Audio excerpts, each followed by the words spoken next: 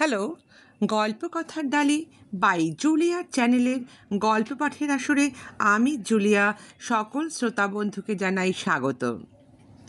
যে সকল শ্রোতা বন্ধুরা আমার চ্যানেলটিকে সাবস্ক্রাইব করেছেন, প্রথমেই জানাই তাদের অসংখ্য ধন্যবাদ।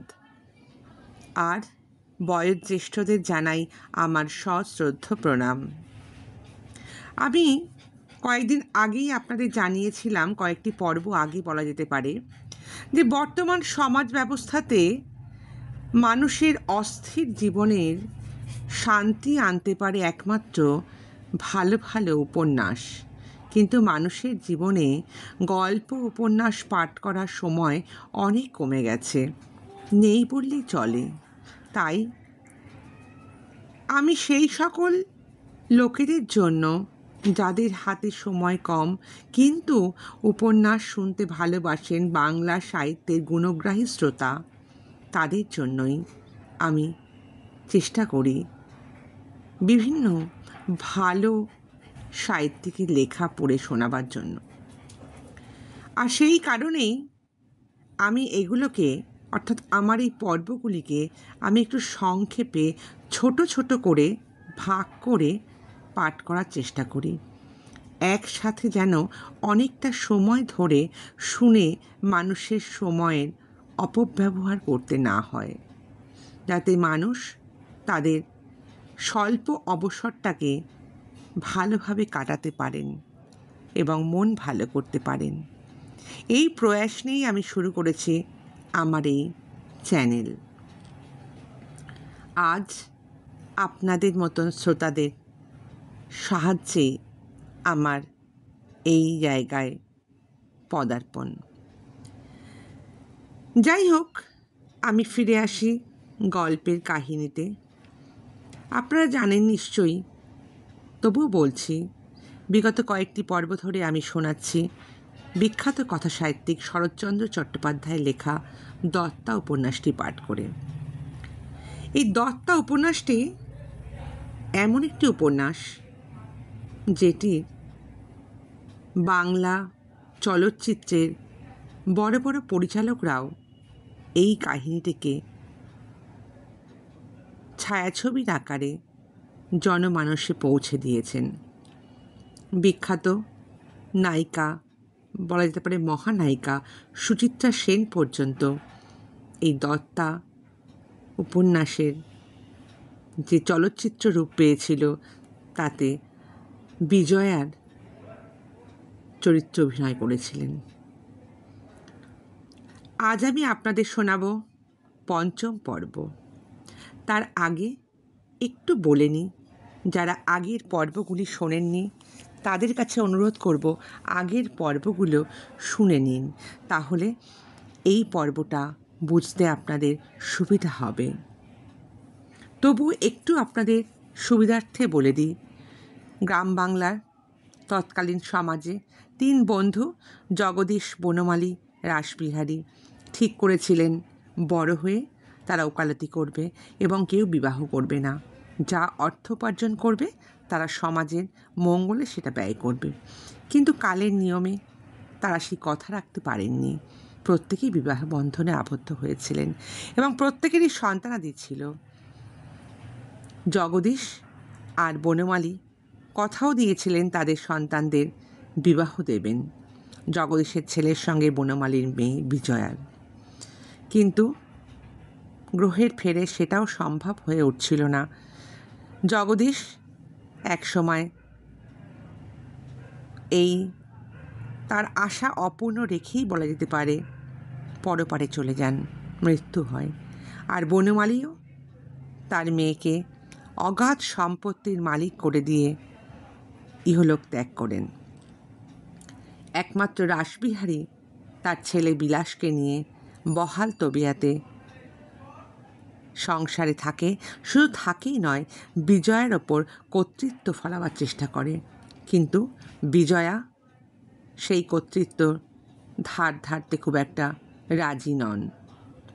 জগদীশের মৃত্যুর পর তাদের এক প্রকার জোড়াজুড়িতেই বলা যেতে পারে গ্রামে এসে জগদীশের সম্পত্তি করায়ত্ত করে নেওয়ার জন্য বিজয়াকে বাধ্য করা হয়, কিন্তু বিজয়া তার বাবার ঋণ শোধ করতে না পারলেও জগদীশের সম্পত্তি করায়ত্ত করতে একেবারেই রাজি ছিল না।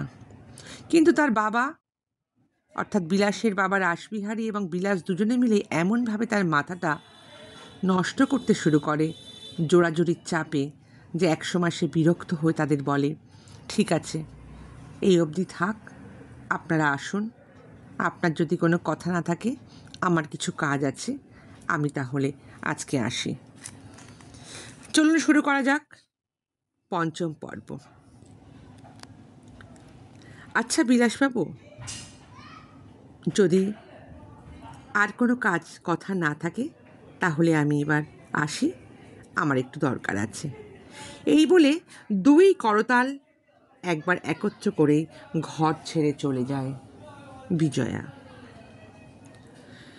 দীঘার স্বর্গীয় জগদীশবাবুর বাড়িটা সরস্বতীর পরপারে। ইহা গ্রামান্তরে হইলেও নদী তীরে কতকগুলি বাঁশ ঝাড়ের জন্যই বনমালীবাবুর বাটির ছাদ হইতে তাহা দেখা যাইত না। তখন শরৎকালের অবসানে সরস্বতীর জলধারা শীর্ণ হইয়া আসিয়াছিল এবং তীরের উপর থেকে কৃষকদের গমনাগমনের পথটাও পায়ে পায়ে শুকাইয়া কঠিন হইয়া উঠিতেছিল। এই পথের উপর দিয়েই আজ অপরাহ্ন বেলায় বিজয়া বৃদ্ধ দারোয়ান কানাইয়ের সঙ্গে বেড়াইতে বাহির হইয়াছিল। ওপারের বাবলা, বাঁশ, খেজুর প্রভৃতি গাছপালার ফাঁক দিয়া অস্তরাগ সূর্যের আরক্ত আভা মাঝে মাঝে তাহার মুখের ওপর আসিয়া পড়িতেছে। অন্যমনস্ক দৃষ্টিতে উভয় তীরের এটা ওটা সেটা দেখিতে দেখিতে বারবার উত্তর মুখে চলিতে চলিতে হঠাৎ এক স্থানে আসিয়া তাহার চোখ পড়িল। নদীর মধ্যে গোটা কয়েক বাঁশ একত্র করিয়া পারাপারের জন্য একটা সেতু প্রস্তুত করা হইয়াছে।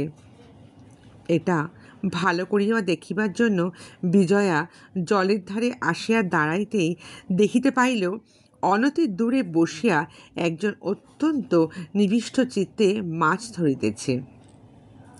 সাড়া পাইয়া লোকটি মুখ তুলিয়া নমস্কার করিল। ঠিক সেই সময় বিজয়ার মুখের ওপর সূর্যরশ্মি আসিয়া পড়িল কিনা জানি না, কিন্তু চোখাচোখি হইতেই তাহার গৌরবর্ণ মুখখানি একেবারে যেন রাঙা হইয়া গেল। যে মাছ ধরিতেছিল সে পূর্ণবাবুর সেই ভাগনা, যে সেদিন মামার হইয়া তাহার কাছে দরবার করিতে আসিয়াছিল।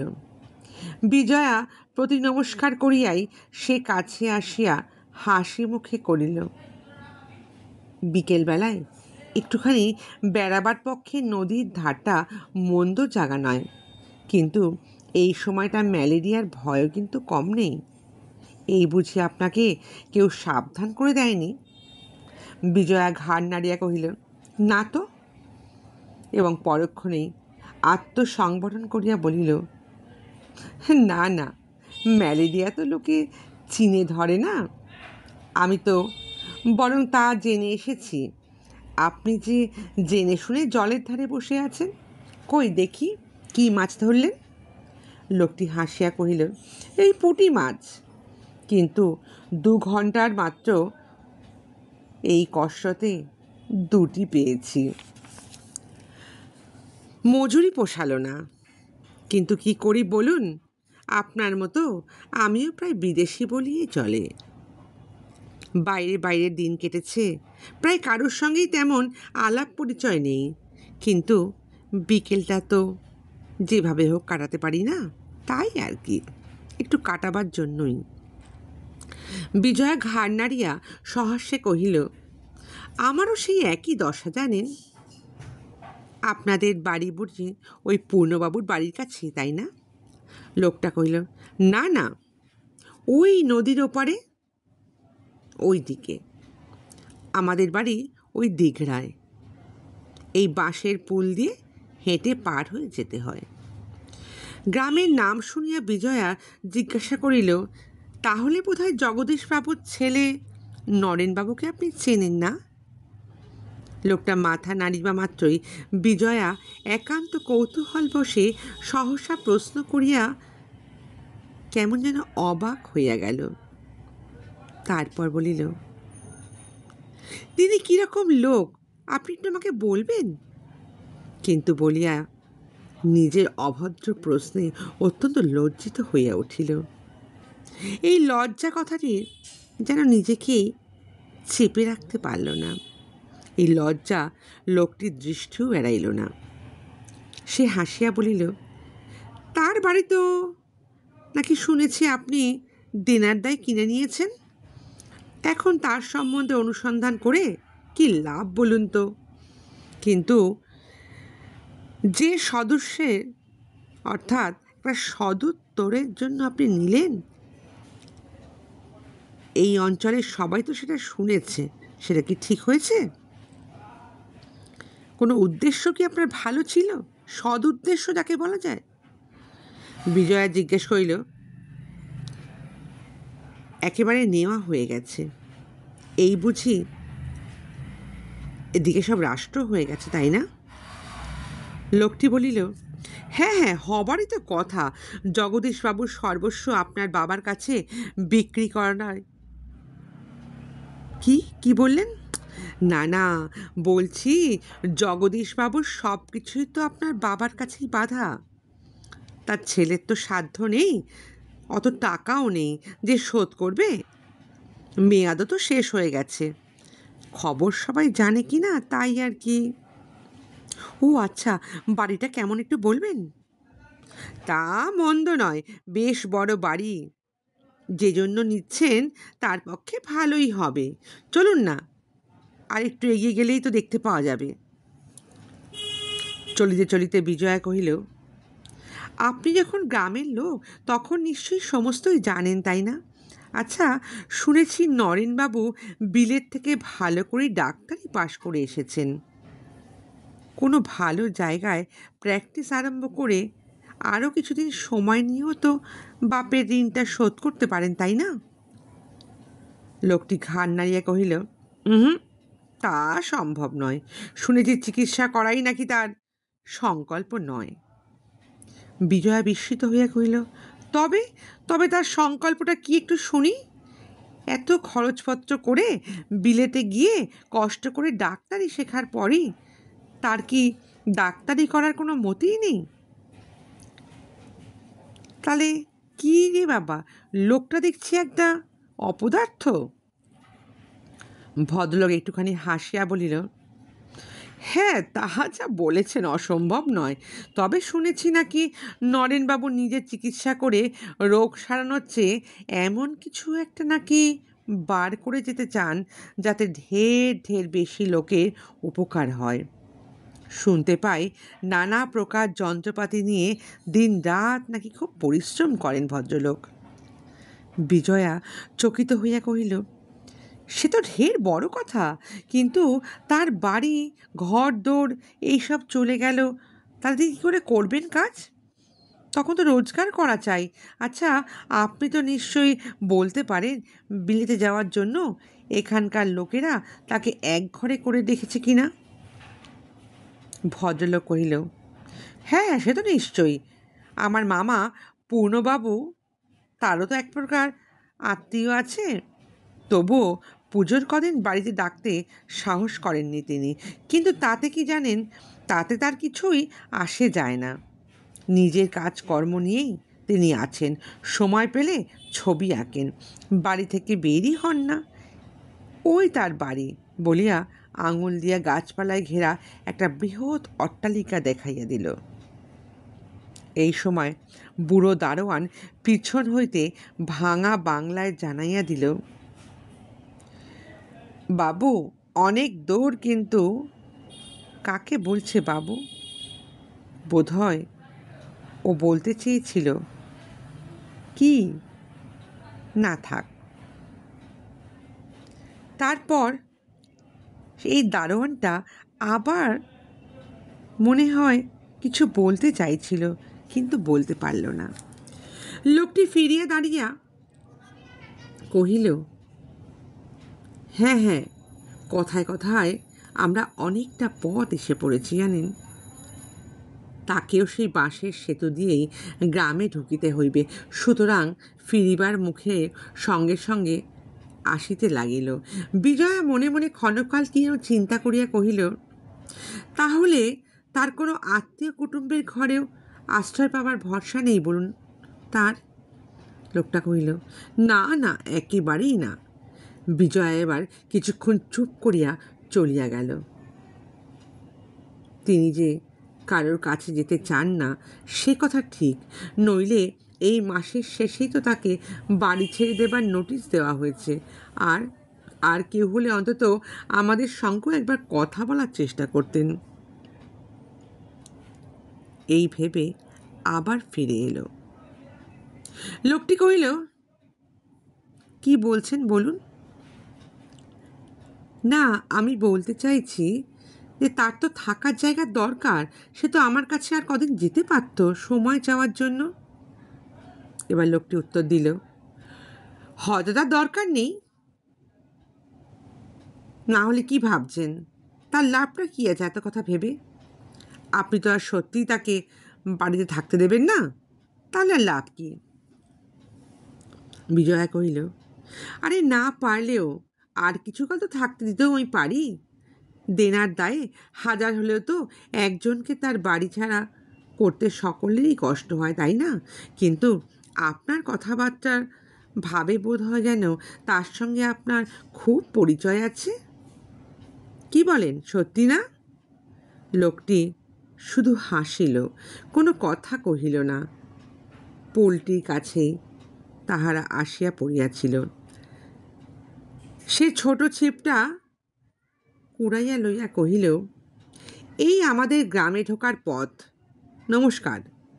বলিয়া হাত তুলিয়া নমস্কার করিয়া সেই বংশনির্মিত পোলটির উপর দিয়ে টলিতে টলিতে কোনো মতে পার হইয়া সংকীর্ণ বনপথের ভিতর অদৃশ্য হইয়া গেল। বহুদিনের বৃদ্ধ ভৃত্য কানাই বিজয়াকে শিশুকালে কোলে পিঠে করে মানুষ করিয়াছিল এবং সেই সঙ্গে করে দারোয়ানির ন্যায্য অধিকারকে বহুদূরে অতিক্রম করিয়া গিয়াছিল। সে কাছে আসিয়া জিজ্ঞাসা করিল, ও বাবুটি কে আছে মাইজি? বিজয়া কিন্তু এতটাই আনমনা হইয়া পড়িয়াছিল যে বুড়োর প্রশ্ন তাহার কানেই পৌঁছাল না। সেই প্রায়ন্ধকার নদীতটে সমস্ত নীরব মাধুর্যকে সে সম্পূর্ণ উপেক্ষা করিয়া স্বপ্নাবিষ্টের মতো শুধু এই কথাই ভাবিতেছিল এবং ভাবিতে ভাবিতে চলিতে লাগিল, লোকটি কে এবং আবার কবে কোথায় তাকে দেখা যাইবে, এই চিন্তাই তার শুধু মাথায় ঘুরতেছিল। রাসবিহারী বলিলেন, আমরাই নোটিশ দিয়েছি, আবার আমরাই যদি তাকে এখন বারণ করি, আর 5 জন প্রজার কাছে ঠিক কীরকম দেখাবে বলো তো? একবার ভেবে দেখছিস তো মা? দেখো দেখি একবার মা। বিজয়া কহিল, এই মর্মে একখানা চিঠি লিখে যদি আমরা পাঠিয়ে দিই না, তাহলে কেমন হয়? আমার নিশ্চয়ই বোধ হচ্ছে তিনি শুধু অপমানের ভয়েই এখানে আসতে সাহস করছেন না। রাসবিহারী জিজ্ঞাসা করিলেন, আরে অপমানটা কিসের? বিজয়া বলিল, তিনি নিশ্চয়ই ভেবেছেন তার মার্জনা হয়তো আমরা মঞ্জুর করব না। রাসবিহারী বিদ্রূপের ভাবে কহিলেন, ইস, মহা মানে লোক দেখছি, তাই আবার অপমান, সেই অপমান ঘাড়ে নিয়ে আমাদের যেচে আবার তাকে দিতে হবে। বিজয়া কাতর হইয়া কহিল, তাতেও দোষ নেই কাকাবাবু, অযাচিত দয়া করার মধ্যে কিন্তু কোনো লজ্জা নেই। রাসবিহারী কহিলেন, ভালো, লজ্জা না হয় নেই, কিন্তু আমার যে সমাজ প্রতিষ্ঠার সংকল্প আছে এখানে, তুমিও তো করেছ, আমরা সকলেই করেছি, তার কি হবে বলো দেখি? বিজয়া কহিল, তার অন্য কোনো ব্যবস্থা আমি করতে পারবো। রাসবিহারী মনে মনে অত্যন্ত বিরক্ত হইয়া প্রকাশ্যে একটু হাসিয়া বলিলেন, আরে, তোমার বাবা যথেষ্ট টাকা রেখে গেছেন, তুমি অন্য ব্যবস্থা করতে পারো সেটা আমি বুঝলুম, কিন্তু কথাটা আমাকে বুঝিয়ে দাও দেখি মা। যাকে আজ পর্যন্ত কখনো চোখেও দেখনি, আমাদের সকলের অনুরোধ এড়িয়ে, তার জন্যই বা তোমার এত ব্যথা কিসের? ভগবানের করুণার তোমার আরও 5জন প্রজা আছে, আরও 10জন খাতক আছে, তাদের সকলের মধ্যেই, সকলের জন্যই তো তোমার ব্যবস্থা সমান হওয়া উচিত। না পারলে তাতে কি মঙ্গল হবে? সে জবাব আমাকে একবার দাও দেখি মা বিজয়া। বিজয়া কহিল, আপনাকে তো বলেছি এটা আমার বাবার অনুরোধ ছিল, তাছাড়া আমি শুনেছি। কি শুনেছ মা, বলো কি শুনেছ? বিদ্রূপের ভয়ে তাহার চিকিৎসা সম্বন্ধে তত্ত্বানুসন্ধানের কথাটা বিজয়া কহিল না, শুধু বলিল, আমি শুনেছি তিনি একঘরে, গৃহহীন করলে আত্মীয় কুটুম্ব কারোর বাড়িতেই তার আর আশ্রয় পাবার পথ নেই। তাছাড়া গৃহহীন কথাটা মনে করলেই আমার ভারী কষ্ট হয় কাকাবাবু। রাসবিহারী কণ্ঠস্বর করুণায় গদগদ করিয়া তখন বলিলেন, তোমার এইটুকু বয়সে যদি এত কষ্ট হয়, আমার এতখানি বয়সে সে কষ্ট কত বড় হতে পারে একটু ভেবে দেখো দেখি মা বিজয়া। না, তা নয়, কর্তব্য চিরদিনই আমার কর্তব্য, তার কাছে হৃদয় বৃত্তির কোনো দাবি থাকা যায় না। বনমালী যে কঠোর দায়িত্ব আমার উপরে ন্যস্ত করে গেছেন, সে ভাবো আমাকে জীবনের শেষ মুহূর্ত পর্যন্ত সেটা চিন্তা করতেই হবে, তাতে যত দুঃখ যত কষ্টই আমাকে ভোগ করতে হোক না কেন। হয় আমাকে সমস্ত দায়িত্ব থেকে সম্পূর্ণ অব্যাহতি দাও, নইলে কিছুতেই তোমার এই অবস্থার অনুরোধ আমি মানতে পারবো না। বিজয়া আধমুখে নীরবে বসিয়া রহিল। পিতার অপরাধে তাহার নিরপরাধ পুত্রকে গৃহছাড়া করার সংকল্প তাহার অন্তরের মধ্যে যে বেদনা দিতে লাগিল, বয়সের অনুপাত কষিয়া এই বৃদ্ধ যে তাহার 8 গুণ অধিক ব্যথা সহ্য করিয়াও কর্তব্যপরায়ণ এবং তাতে বদ্ধপরিকর হইয়াছেন, তাহা সে মনের মধ্যেও ঠিকমতো গ্রহণ করিতে পারিল না। বরঞ্চ এ যেন শুধু একজন নিরুপায় হতভাগ্যের প্রতি প্রবলের একান্ত হৃদয়হীন নিষ্ঠুরতার মতোই তাহাকে বাজিতে লাগিল। কিন্তু জোর করিয়া নিজের ইচ্ছার পরিচালনা করিবার সাহসও তাহার নাই। অথচ ইহাকেও তাহার অগোচর ছিল না যে পল্লী গ্রামে সমারোহপূর্বক ব্রাহ্মমন্দির প্রতিষ্ঠার খ্যাতি লাভের উচ্চ কাঙ্ক্ষাতেই বৃদ্ধ পিতার পশ্চাতে দাঁড়াইয়া বিলাসবিহারী এই জিদ এবং জবরদস্তি করিতেছে। রাসবিহারী আর কিছু বলিলেন না। বিজয়াও খানিকক্ষণ চুপ করে বসিয়া থাকিয়া নীরবে সম্মতি দিল বটে, কিন্তু ভেতরে ভেতরে তাহার স্নেহ কোমল নারী চিত্ত এই বৃদ্ধের প্রতি অশ্রদ্ধা ও তাদের পুত্রের প্রতি বিতৃষ্ণায় ভরিয়া গেল। রাসবিহারী বিষয়ী লোক, এই কথা তাহার অবহিত ছিল না যে সে মালিক তাহাকে তর্কের বেলাও 16 আনা পরাজয় করিয়া আদায়ের বেলাও 8 আনার বেশি লাভ করিতে নেই। কারণ সে পাওনা শেষ পর্যন্ত পাকা হয় না। সুতরাং দক্ষিণা প্রকাশের দ্বারা লাভবান হইবার যদি কোনো সময় থাকে, তো এইটাই সেই সময়। বিজয়া মুখের প্রতি দৃষ্টিপাত করিয়া ঈষৎ হাসিয়া বলিল, মা, তাহলে বলো তো, তোমার জিনিস তুমি দান করবে? বলো মা, বলো, তুমি কি করতে চাও বলো। আমি বাদ সাধব না, কেন বাদ সাধবো আমি? আমি শুধু এই দেখাতে চেয়েছিলাম যে বিলাস যা বলতে চেয়েছিল তা স্বার্থের জন্য নয়, রাগের জন্যও নয়, শুধু কর্তব্যের বশেই চেয়েছিল একদিন আমার বিষয়, তোমার বাবার বিষয় সব এক হয়ে তোমাদের দুজনের হাতে পড়বে। সেদিন সেদিন বুদ্ধি দেবার জন্য এই বুড়োকে আর খুঁজে পাবে না। সেদিন তোমাদের উভয়ের মতের অমিল না হয়, তাই জন্যই আমার এই প্রয়াস। যদি তোমার স্বামীর প্রত্যেক কাজকেই যাতে অভ্রান্ত বলে শ্রদ্ধা করতে পারো, বিশ্বাস করতে পারো, কেবল আমি সেটাই চেয়েছি। নইলে দান করতে, দয়া করতে সেও জানে, আমিও জানি, বুঝলে? কিন্তু সে দান অপাত্রে হলে যে কিছুতেই চলবে না। এই শুধু তোমার কাছে আমার একটা কথা মা। এখন বুঝলে মা, কেন আমরা জগদীশের ছেলেকে এক বিন্দু দয়া করতে চাইনি, এবং কেন সে দয়া একেবারে অসম্ভব? বলিয়া বৃদ্ধ সস্নেহে বিজয়ের মুখের প্রতি চাহিয়া রইলেন। এই পরম সারগর্ভ অকাট্য বুদ্ধি যুক্তি উপদেশ বলি বিরুদ্ধে তর্ক করা আর চলে না। বিজয়া নীরবেই বসিয়া রহিল। এরপর কি বিজয়া সত্যি সত্যি রাসবিহারী বাবুর কথায় প্ররোচিত হয়ে নরেনের বাবার সমস্ত সম্পত্তি করায়ত্ত করবে? নরেনকে সেই বাড়ির থেকে তাড়িয়ে দেবে? জানতে গেলে অবশ্যই শুনতে হবে পরবর্তী পর্ব।